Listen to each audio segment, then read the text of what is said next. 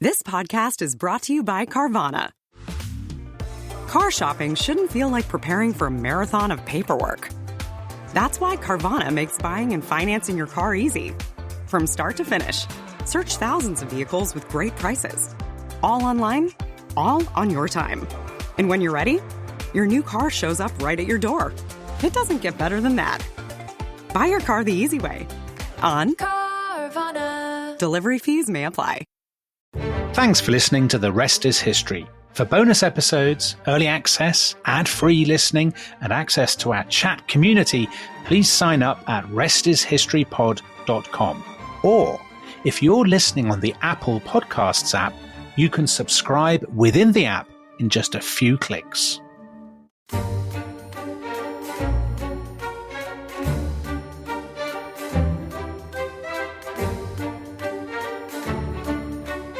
Hello, welcome to The Rest is History. Now, last week I went on a quest.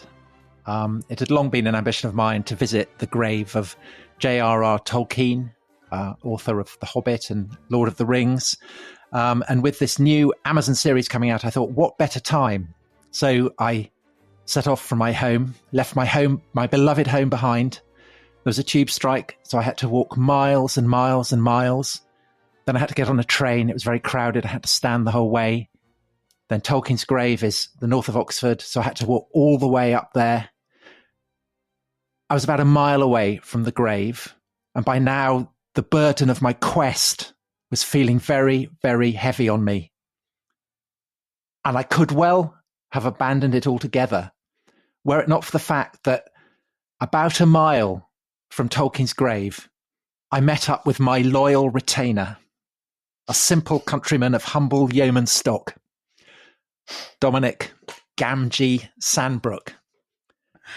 And Dominic, in my hour of need, I needed the solid yeoman strength that only you could provide. And what was your response to my suggestion that we go and visit Tolkien's grave? I suggested we went for steak and chips instead. You did. And we did. And then after we'd had lunch, you had a car. So you could have taken me there in your car. And did you do it? No. I didn't. But I mean, to be fair, Tom, we had to have our photos taken. I think it's Mr. Tom, actually. Your bodyguard? No. His guard. No. So anyway, we met up in Oxford last week.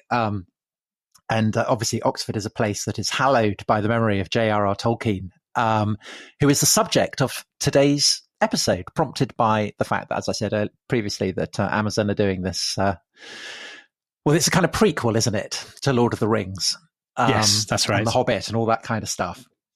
But Dominic, I think before we tuck into Tolkien and all that kind of stuff, we should absolutely recognize the fact that there are lots of people out there who've never read Tolkien, and it's not just that they haven't read Tolkien, they militantly don't want to read Tolkien. They despise everything about it, the dragons, the elves, all that kind of stuff.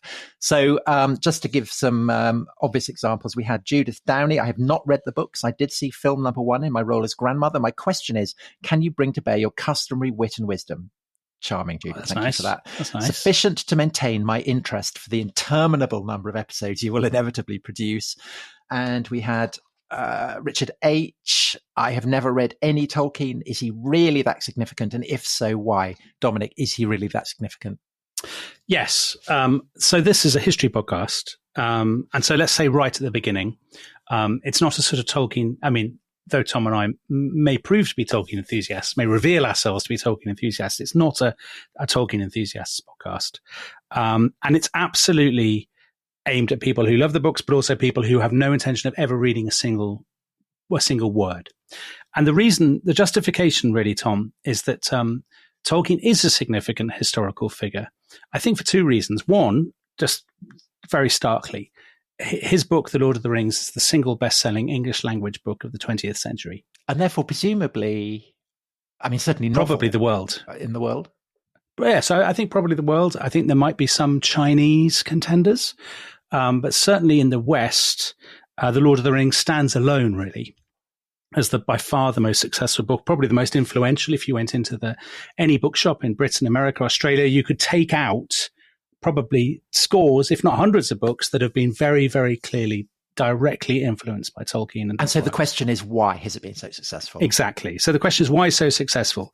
But also, I think the second reason why it's interesting is that Tolkien, I mean, he's obviously a historical figure. He's somebody who was born in the 1890s, came of age just before the First World War, fought in the First World War at the Battle of the Somme, and after that had actually a pretty quiet life, as we'll go on to discuss.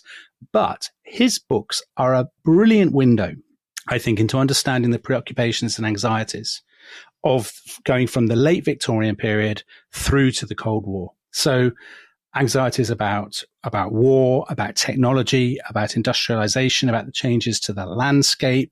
So they're seen as prefiguring the environmental movement, for example. I mean, there's an awful lot there. There are a lot of threads to unpick. And all of that without really, we don't need to talk about, I mean, we don't actually need to talk about a single elf. If you're an elfophobe, don't worry. I think we will talk about elves, because I would say there's a third reason why Tolkien is a valid and interesting subject of study. And that is quite aside from the fact that he's a kind of colossal British cultural icon. Yeah. So we've done the Beatles, we've done Ian Fleming, we've done Agatha Christie, we've done George Orwell. All of whom Sherlock Holmes. Sherlock Holmes. So they are all massive British cultural figures that have also had a global resonance. But Tolkien is far more than any of those. He is a major scholar of key aspects of history, specifically the languages of the early Middle Ages, of the German languages in particular, but also of the history. And so his perspective and hhis views on early medieval language and on the history of that period is also, I think, worth looking at. So I think that's a third reason to. Yeah, I mean, just to qualify that a bit, Tom, or to amplify it, Tolkien is the single most important person to have ever written about Beowulf. They're kind of, in many ways, one of the great founding documents of English literature and of the English language. Tolkien is the man who basically brought it into the limelight, into the sort of scholarly limelight. Yeah. So even if he'd never published a word about Middle-earth and all that sort of stuff, he would be remembered by scholars as the man who had basically put Beowulf front and center. So that makes him interesting too, especially when you think the bloke who sort of, as it were, rediscovered Beowulf is also the bloke who fought at the Battle of the Somme. Yeah. I mean, you could go further and say that certainly in the English-speaking world, Tolkien has probably had a greater influence on how the Middle Ages are popularly understood than anyone else in the 20th century. Yeah, I mean, if you could draw a line from Walter Scott through Tolkien to Game of Thrones on TV right now. Yeah, so Walter Scott, I would say, would be his only rival as someone who has influenced the popular understanding of what the Middle Ages were like. Yeah. So I think for all those reasons, he's absolutely a valid subject of study for a history podcast.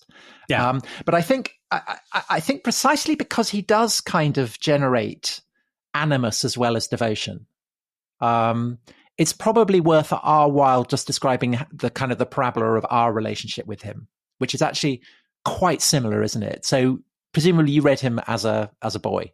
Yes, The Hobbit first. I first encountered The Hobbit on Jack and Ori. So some listeners may remember Jack and Ori that ran on the BBC, where people read bits of stories. So I read The Hobbit, and then I read The Lord of the Rings. I think I'd read The Lord of the Rings certainly by the time I was about 10 or 11.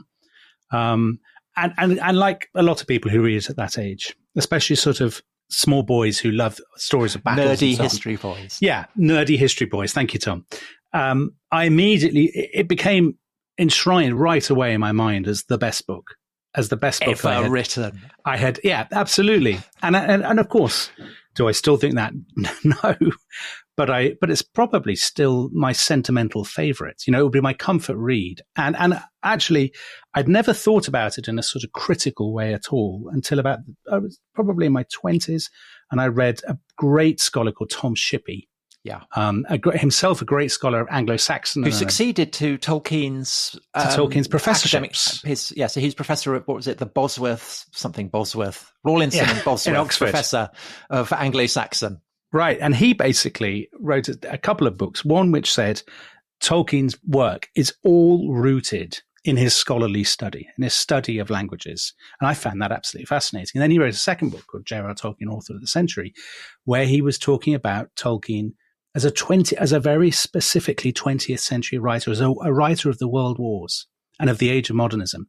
And I found that absolutely fascinating. And since then, I've thought, how odd it is that Tolkien suffers from the condescension of sort of academic posterity when he's so clearly a really, really interesting character and writer. I was going to say, when I read the Tom Shippey book on Author of the Century, I think he calls him that, doesn't he? Because there'd been a poll of the general public in 1999 to find out. Tolkien always wins these polls. And Tolkien always won. And lots of kind of literary taste setters were indignant about this. And I remember reading and thinking, this is such a Sandbrook theme.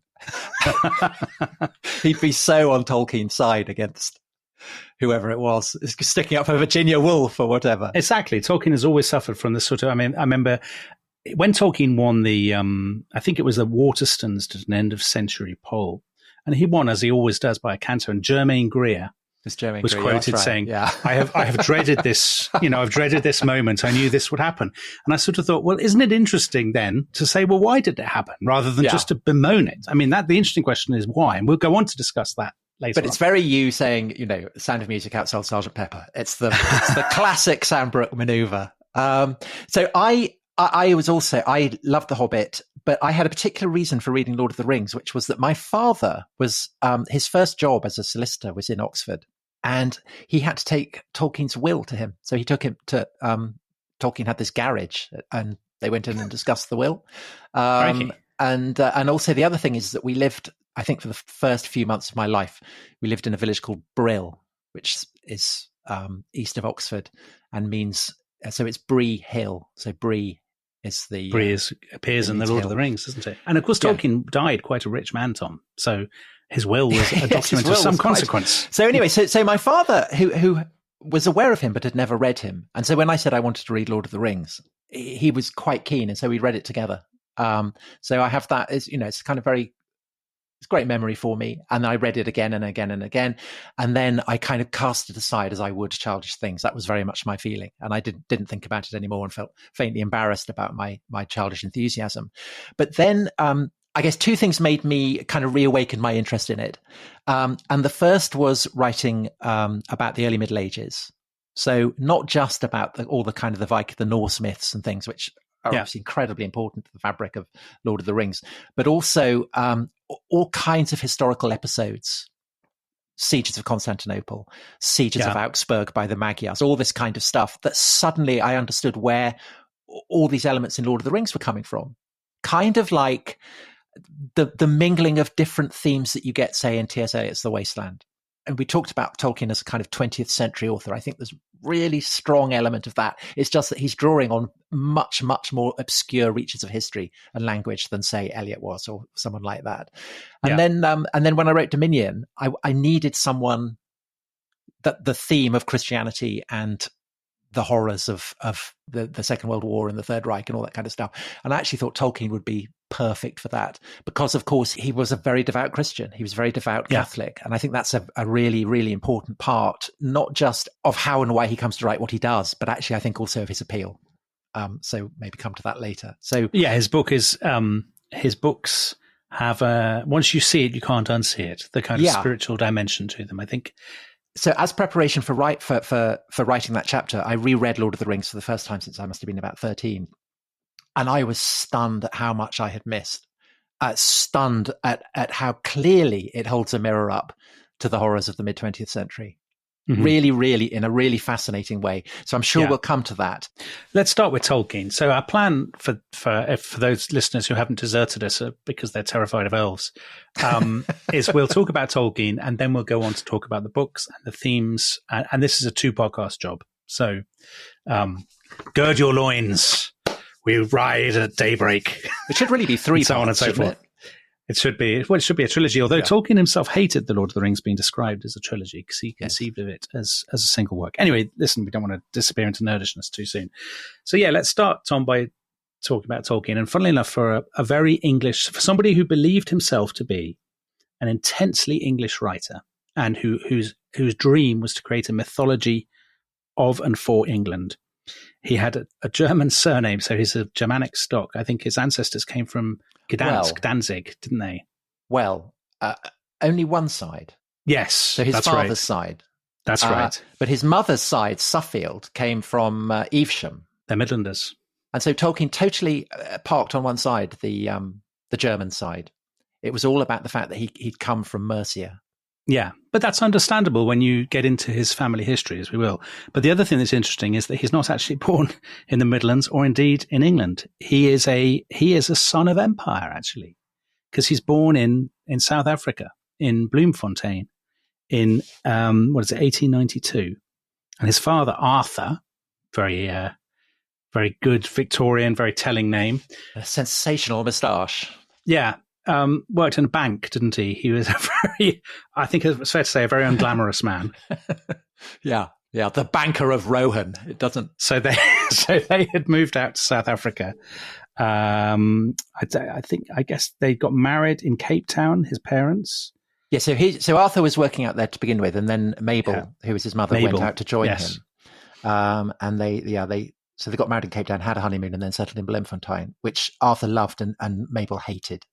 Yeah, and actually, so she hates it so much that he's christened John Ronald Reuel Tolkien. So when young Ronald, as friends call him, or John Ronald, when he's about, about 3? Yeah. He's just turned 3. Mabel decides to go back to England. And he's got a younger brother by this point as well, Hilary. Yes, Hilary. Is it Hilary? Yes, it is Hilary. With Hilary. So off they go to England. And the plan is that Arthur will join them, basically, as when he's, I guess, served out his notice with the bank or whatever it is.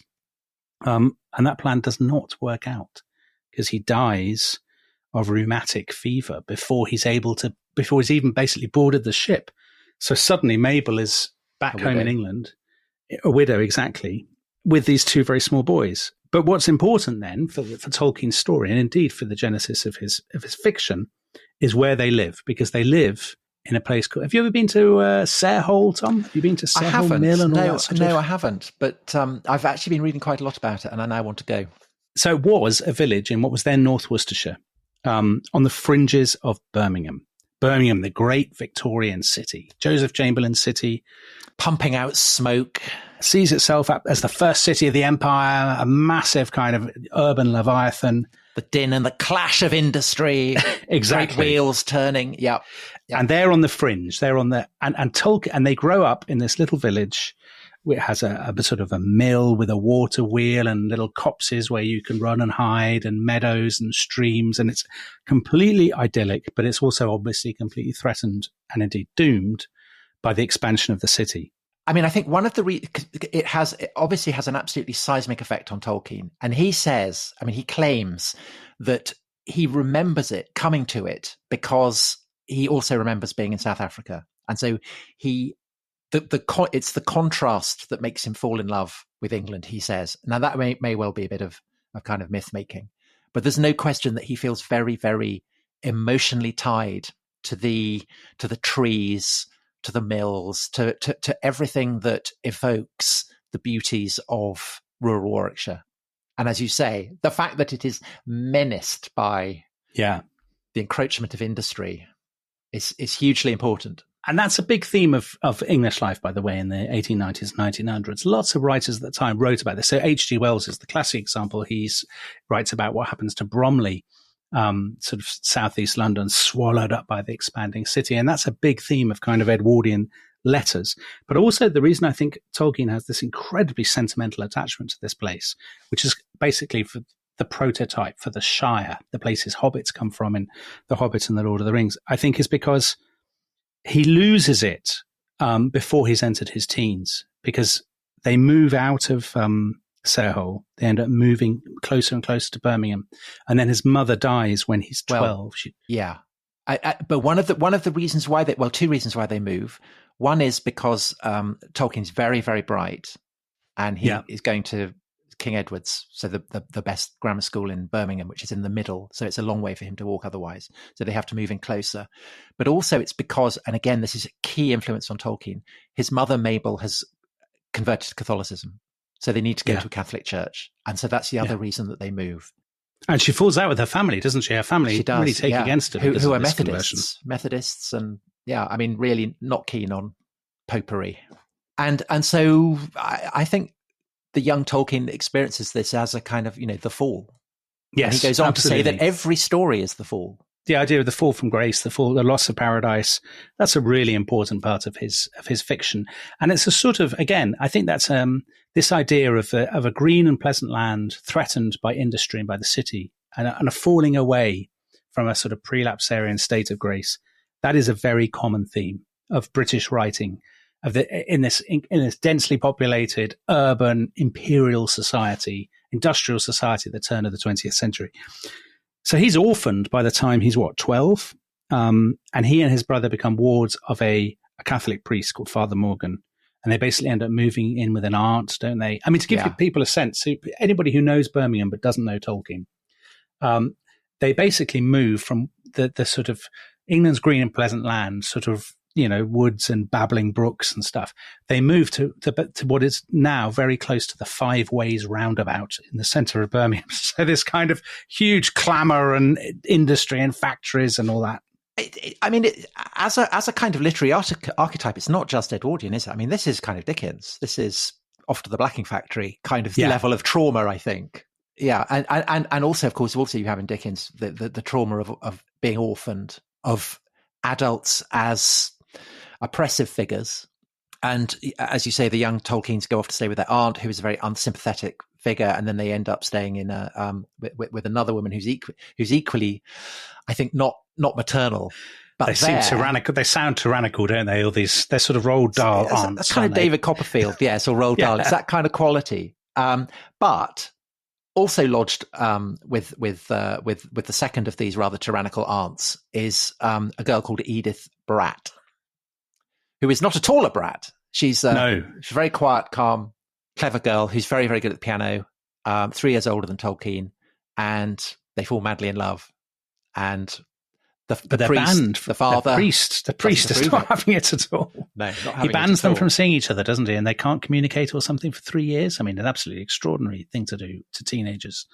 But Tolkien's he's a very serious person.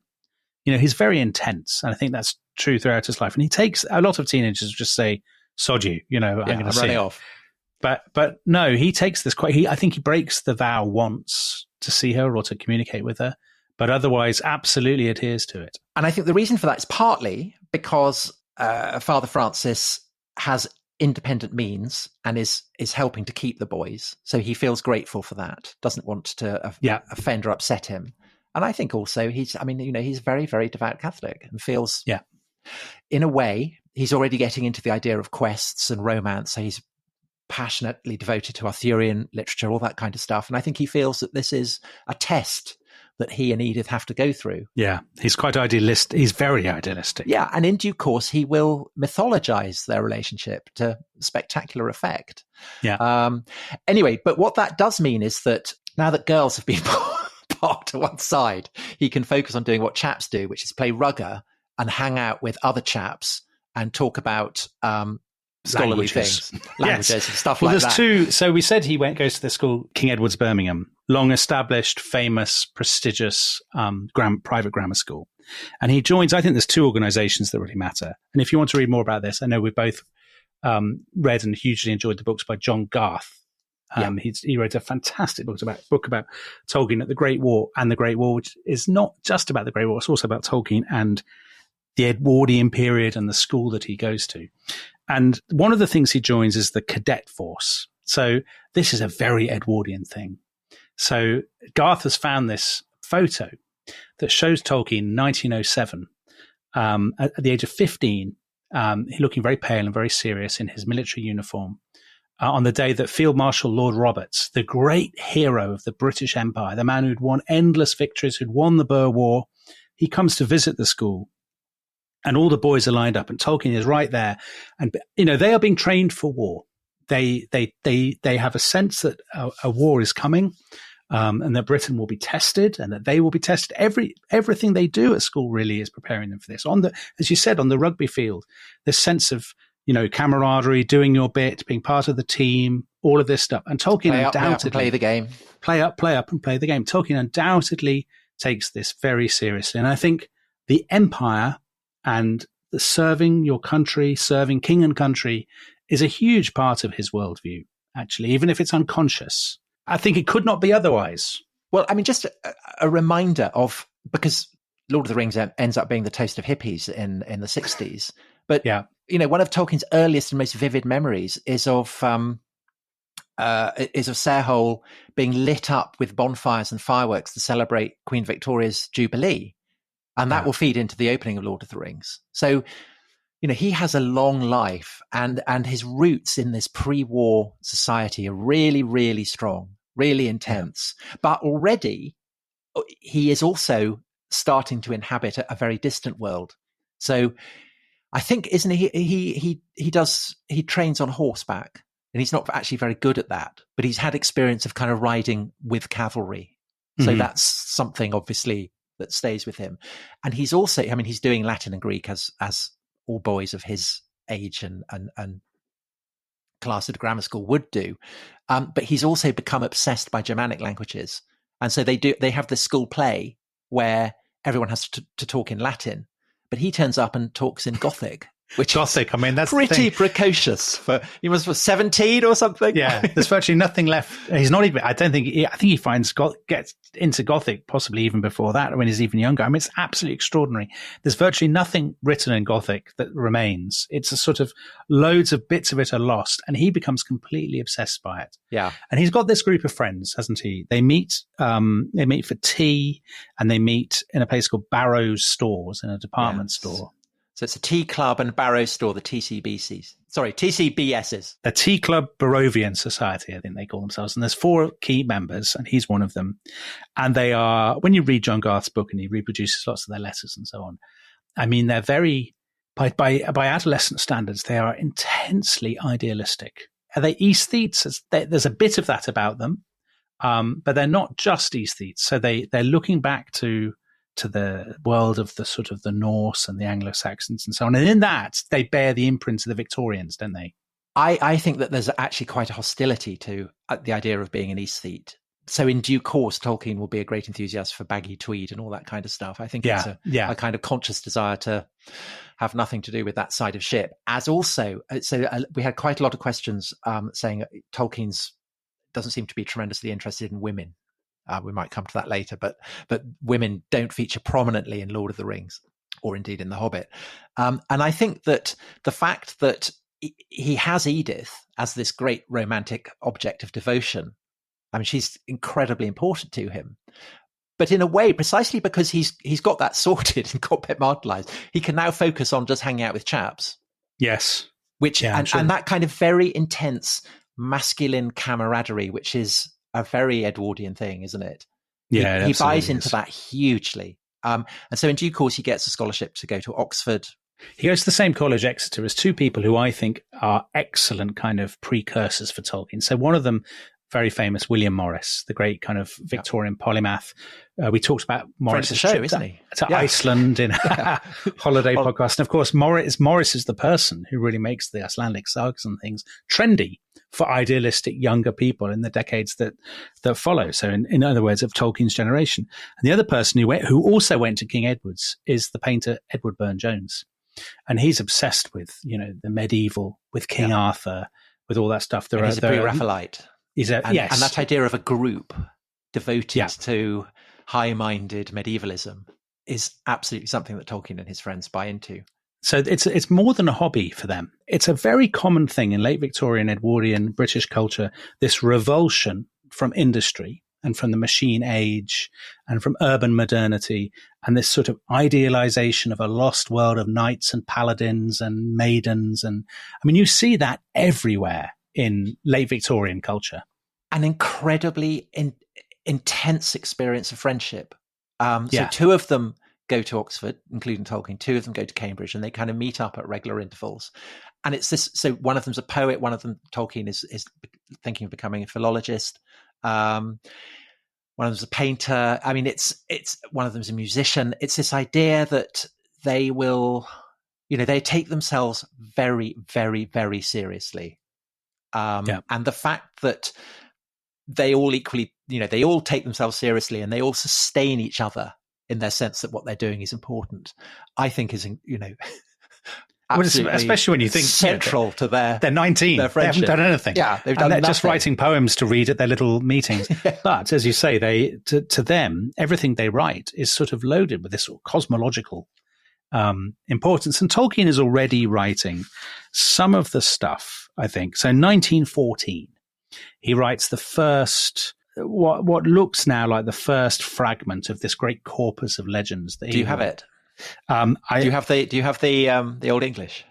I don't have the Old English. Are you going to read it, Tom? Yeah. Go on. Yeah. So this is from a poem by Kinewulf called Christ. Eala Earendel Engla Bertast offer Mittengard Monem Sended.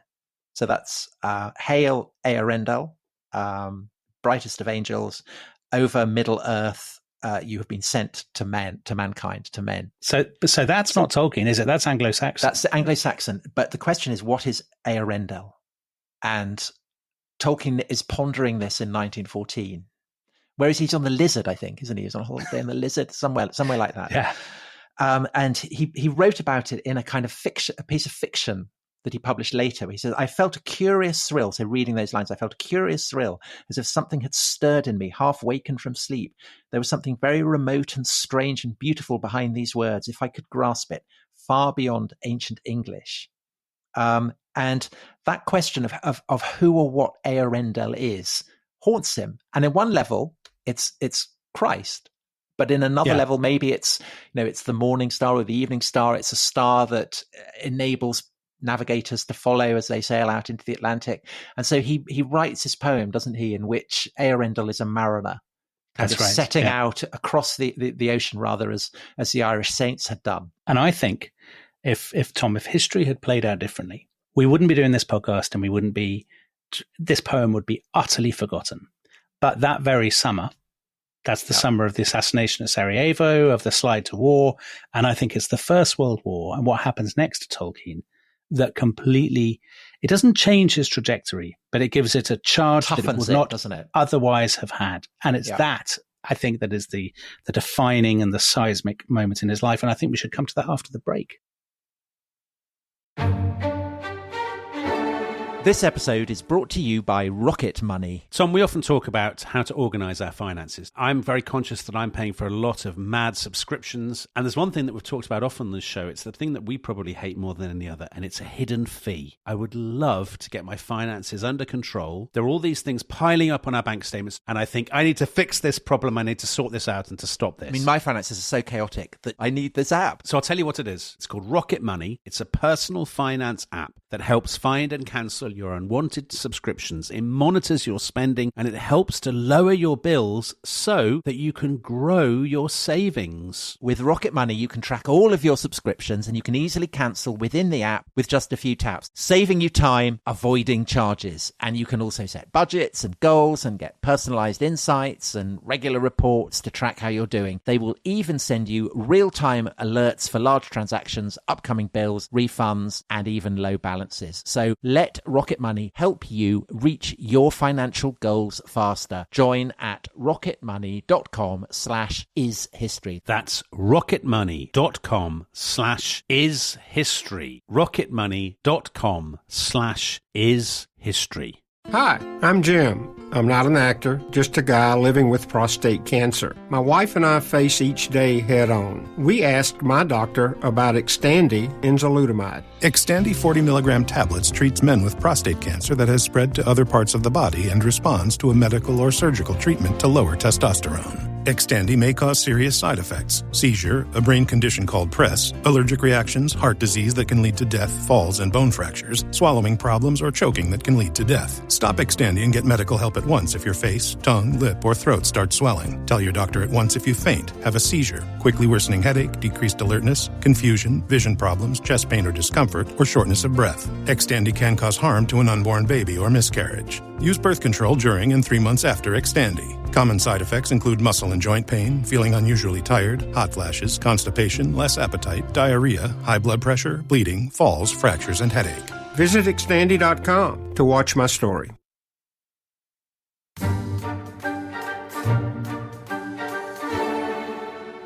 Welcome back to The Rest is History. We are talking about the life and times of J.R.R. Tolkien, and we've got as far as the First World War. So Tolkien's instinct when war breaks out, interestingly, is not to rush to the battlefront, is it? Because he's very conscious that he wants an academic career, and he doesn't want to rush off and jeopardize that and not graduate and not get the qualifications he needs.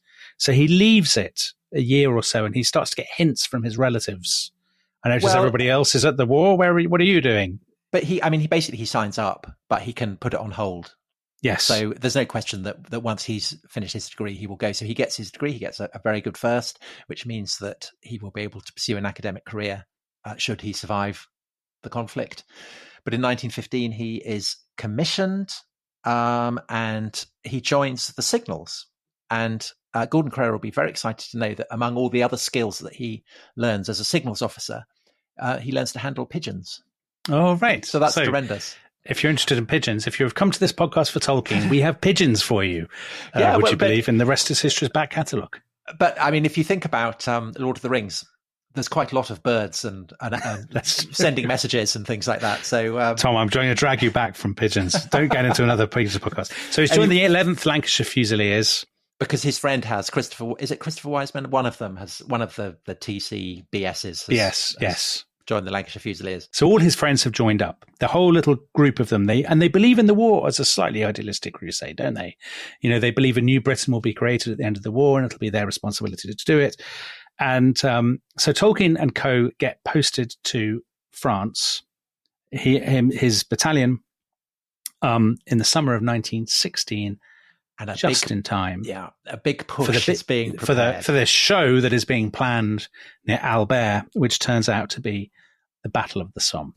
Yeah. And he's not there on the first day, but one of his friends, Robert Gilson, is, and he is killed on the first day of the Somme. One of the 20,000 people, British soldiers who are killed on the very first day. And then Tolkien himself is inevitably drawn into the horror.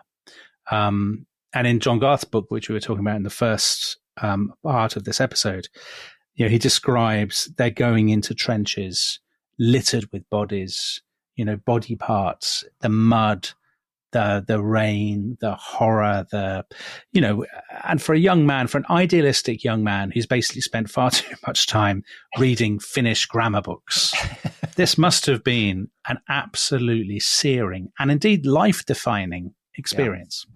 And he's at the cutting edge of a number of seismic developments in the history of warfare that will then have obvious echoes for anyone who has read the novels or seen the films. So he's there on the 15th of September for the debut of the tank.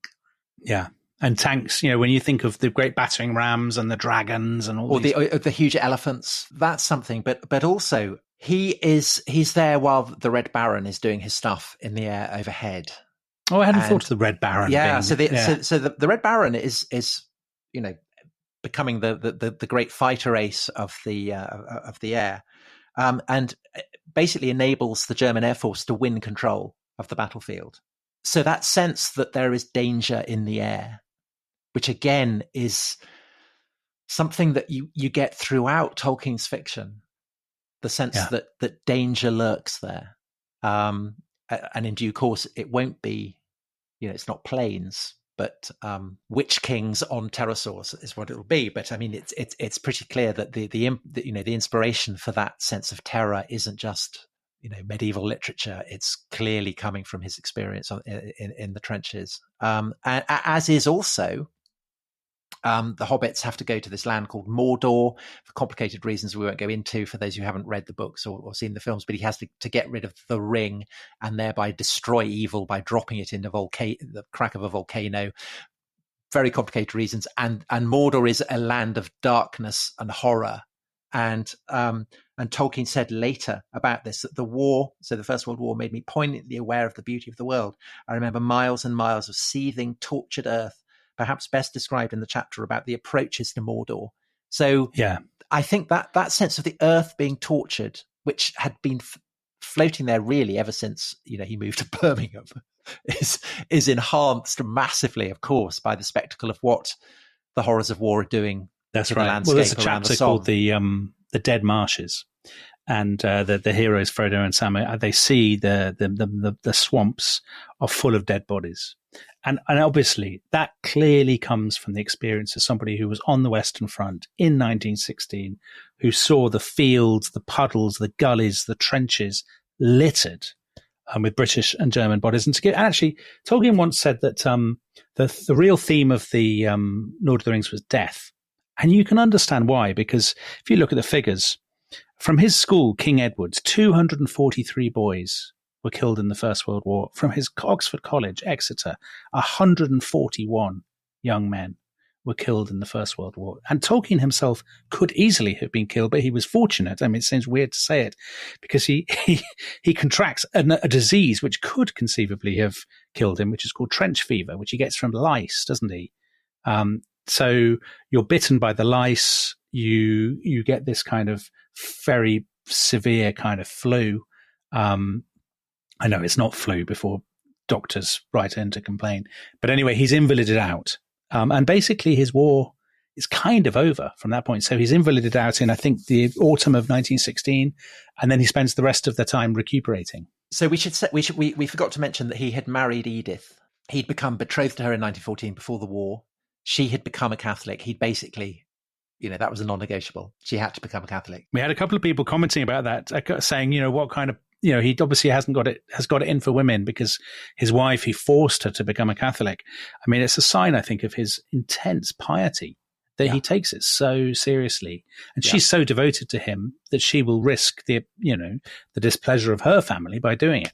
And so she'd married him just before he goes.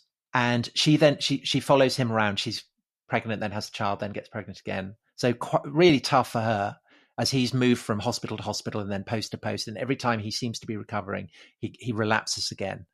And there is a key moment where he gets, he's at a place called Roos, which is just south of the Humber.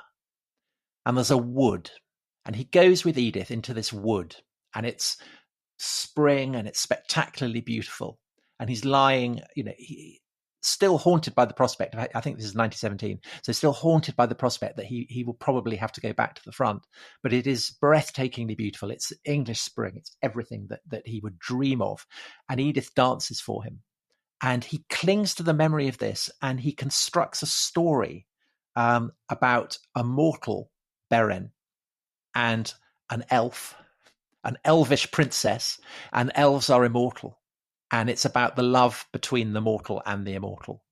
And in due course, the immortal abandons her immortality, and they marry and have a kind of short life together.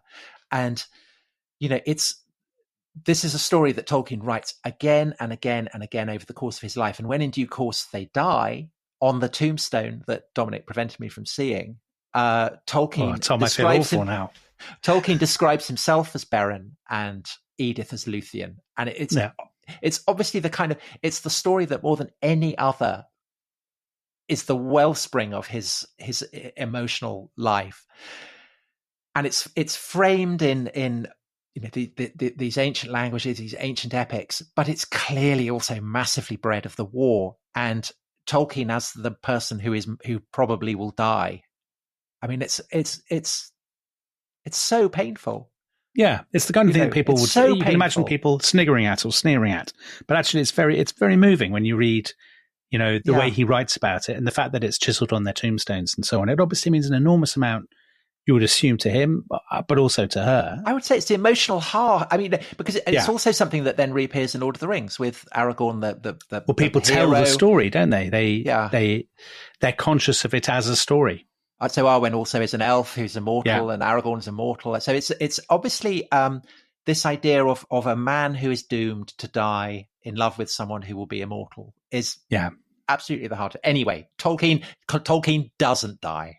No, he doesn't. Well, it's about this point, Tom, that he's scribbling away at his stories. Not the stories that most people now associate with Tolkien, The Hobbit and The Lord of the Rings, but he's creating this whole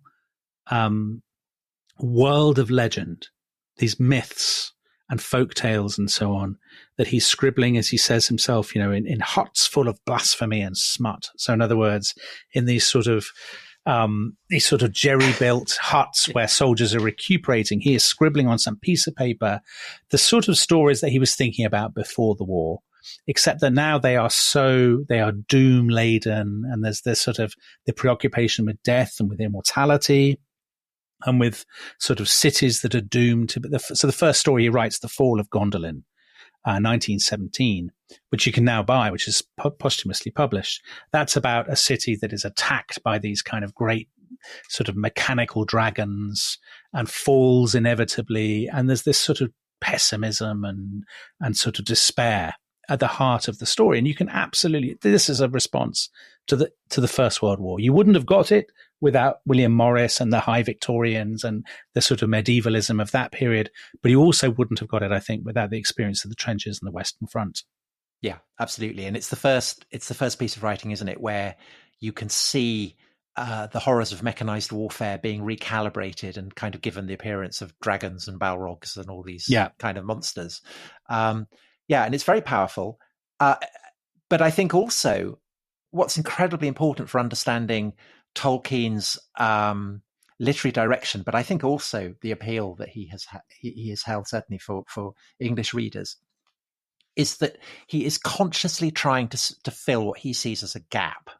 So he's been reading in Finnish literature, and he's incredibly impressed by the antiquity of these Finnish tales. And he reads in Norse epic, Icelandic epic. Again, he's very, very impressed at the way that these ancient stories and legends have survived. And he is terribly upset that England doesn't have anything really comparable. Perhaps Beowulf, perhaps a few other poems, but not much else. And he blames the Norman conquest for this. So he is the French who are the villains, Tom. Well, so he has very kind of very, very dogmatic opinion. So he's very keen on Finnish, but hates French. He goes to Paris and complain. You know, you talked about talking about the officers' mess, but he views Paris in a very similar way. He complains about the vulgarity and the jabber and the spitting and the indecency. That's what I think about Paris. Very, very, very Sandbrook. But he goes on about the Norman conquest in the way that people who are upset about Britain leaving the EU go on about the Brexit vote. It's the great trauma. It's the great horror. And he experiences it as vividly and viscerally as someone today might kind of lament Brexit. And so he sets himself the task of reconstructing the legends and the stories that England might have had. Yes. And it's important to say, Tom, he doesn't do this from nowhere.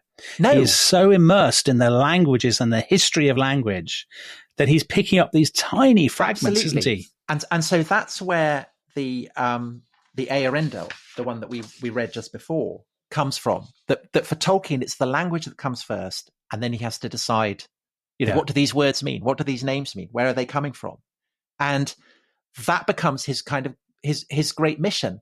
And his particular his feeling is that it's not just that England has lost its mythology, but it's also that England is, and I think to a degree that probably most people would find risible, except that Tolkien believes and feels it so strongly that he has indeed achieved what he set out to do, which is astonishing, and create this mythology. But he feels that England was sacred to a kind of people who haunt the mythologies of the North. This idea that there was a people who lived in these lands that were somehow higher than mortal humans, to whom originally he gives the name of gnomes. Yes, it's very unfortunate. Do you know the garden gnome, Tom, was not invented until the late 1930s. Right, so when Tolkien first calls them the gnomes, that's not a ludicrous and sort of... No, but it does seem very funny. I mean, now it's completely ludicrous that he calls them the gnomes, but that's only because we think of Victor Meldrew ordering 290 garden gnomes or whatever it was and one foot in the grave. But they are basically elves, aren't they? They're kind of a bit like... There's an element of the angel about the elves, don't you think, for Tolkien? So in the medieval literature and the Norse literature, elves are much more ambivalent figures. They're quite dangerous. They're quite dark, aren't they? Quite dark. So we've recorded an episode about Norse sorcery, Viking sorcery, that will be going out, and elves are kind of part of this strange world that include dwarves as well, that lived beyond the limits of the human in the Viking world. So elves are clearly coming from that. And what Tolkien hates about the role that elves and fairies and all that kind of stuff plays in England is that they've been prettified and kind of diminished, and they're kids' figures, aren't they? They're kids' figures, the kind of thing that Arthur Conan Doyle, the girls, the fairies in the garden. He hates that. And so he wants to kind of revive that. And he comes to feel basically that England was the great home of the elves. And I know I can hear people who hate Tolkien kind of laughing at this, but I think it he's coming to this idea coming out of the war, and I think it matters terribly to him, and that the measure of how deeply he feels it is precisely the kind of emotional heft that this world comes to carry, not just for Tolkien, but for millions of people, and not just living in England either, across the world. This thing about myth and the obsession with myth, with legend, with kind of folk tales, it's not just a legacy of the kind of late Victorian period, but also you see it all everywhere in the interwar culture. So, I mean, it seems odd to put Tolkien, and to some listeners, it will seem almost blasphemous to put Tolkien with these writers. But let's think about William Butler Yeats in Ireland, or indeed James Joyce, taking, who's fascinated by myths and legends and new ways of working on them, or T.S. Eliot, another writer. I mean, you mentioned Eliot before, somebody who coming out of the First World War is thinking about, picking up fragments from the sort of shattered remains of Western civilization to try to make something new. I mean, Tolkien is, he might seem a million miles away, but I think there are definite kind of correspondences there. Even if you hate Tolkien, he's clearly part of the same milieu in a way. So maybe come to Eliot later when we look at the experience of the Second World War, because I think there are really interesting and perhaps overt parallels there. But just on the topic of Joyce, who you'd say Ulysses is as different a novel as you could imagine to Lord of the Rings, except that both of them, both Joyce and Tolkien, in their unbelievably different ways, are obsessed by language. So when Tolkien, at the end of the war, Tolkien gets a job working on the dictionary. So he becomes a lexicographer. And he does W, doesn't he? The Oxford English Dictionary. He does WA. So he does one not even W and one and all kinds of things like that. And then he gets a job at Leeds, and then he gets a job at Oxford. And this is the Rawlinson and Bosworth professorship. And basically, from that point on, he stays at Oxford. And Humphrey Carpenter, in his biography, says that at this point, his life, his life stops being interesting. Basically, he just leads the life of an Oxford Don. But all the time, Tolkien is thinking about language and is obsessed by it. And I think that, so if you wanted to compare, say, a chapter from Lord of the Rings with a chapter from Ulysses, you could do it. So there is a chapter in Ulysses that has the, critics call it the Cyclops. It's Leopold Bloom, the hero of Ulysses, meets with an Irish nationalist in a pub, and kind of gets into the Irish nationalist throws a glass at him and Bloom leaves, and that's basically the plot. But the whole thing is couched through various forms of English, starting from the earliest form of Old English and going right the way up to the present day. Joyce is fascinated by the way in which English as a language evolves, and he makes play with this throughout the chapter. In Lord of the Rings, Tolkien has this chapter called The Council of Elrond, where various peoples from kind of different parts of Middle-earth come and meet. And again, you can exactly gauge kind of how ancient a people they are by the kind of English they use. So the hobbits, who are representatives of 1920s England, speak in a contemporary form of English. But then you have men, you have dwarves, you have elves. They all come from different periods of history, and they all have subtly different forms of English, subtly different forms of vocabulary. And I think that the parallel is perhaps, an intriguing one. The way in which both Joyce and Tolkien, in their very, very different ways, are using language to express quite important truths, I think, about the instability of things. Because if language is constantly evolving, then it means that people can be left behind. It's interesting, isn't it? But I think the difference is that Joyce is well known in the 1920s. I mean, this is not the difference, it's a difference. And Tolkien is completely and utterly obscure. So all the work he's doing on his languages and his sort of imagined worlds and things, it's a bit like the equivalent of a train set in an attic. I mean, he does it. He does it when he comes home. You can imagine Edith saying, "What are we doing tonight?" And he says, "Well, I'm writing about the gnomes again." It's very highbrow kind of battle reenacting, isn't it? It's kind of dressing up in the Civil War uniform or something. And he takes it tremendously seriously. He has a new friend who he meets in, I think, 1926, called C.S. Lewis, who is a like-minded, because he's lost all but one of his friends. Yeah, well, in the First World War. Tragic line, doesn't he? That by 1918, I had lost all but one of my closest friends. Exactly. So he's got one left, and he doesn't actually see him very much or get on with him very well anymore. Because he's a Methodist headmaster, isn't he? He becomes a headmaster, exactly, in Somerset or something like that, I think. Yeah. So Tolkien's there in Oxford. He meets this big, ebullient Ulsterman called C.S. Lewis, who obviously went to very good school, Tom, as you all know, absolutely top school. Like the very best podcasters. And Lewis is interested in language too, and he's interested in Norse myths, and he's interested in Anglo-Saxons and all of that kind of stuff. And they meet, they go to the pub and they read each other's stuff and they have a tremendous time. But Tolkien, there's no reason to think he's ever going to be, apart from his academic work and his interest in Beowulf and these kinds of things, there's no reason to think that he's ever going to be a public figure of any kind. And then the famous story is that basically, because he's not very well paid and he's hard up, he's marking, school certificate exam papers in the summer. And the story goes, it's about 1930. One day, he's completely bored. You can imagine the scene, mid-afternoon, another paper, and there's a blank page in one of the sort of the scripts, and he scribbles, "In a hole in the ground there lived a hobbit." And then he doesn't know what to do with it. He knows it's the beginning of a story, but he doesn't know what. Well, what a note! What a note, Dominic. The rest is history. The rest is history. Tolkien episode part 2, I think. Yes, we don't do that as a sign off as much as we should. No, we don't. So I think we should draw a line there under today's episode, and then come back in our next episode. Look at the Hobbit. Look at the Lord of the Rings. Look at elves. We've got them. Elves. We've got them. Not another elf, which C.S. Lewis didn't say, did he? No, and that will have to be bleeped. That one. I can't believe you went there. Oh, that's so disrespectful. Apocryphal story. Anyway, so we'll see you next time. And to Mordor. To Mordor. Bye-bye.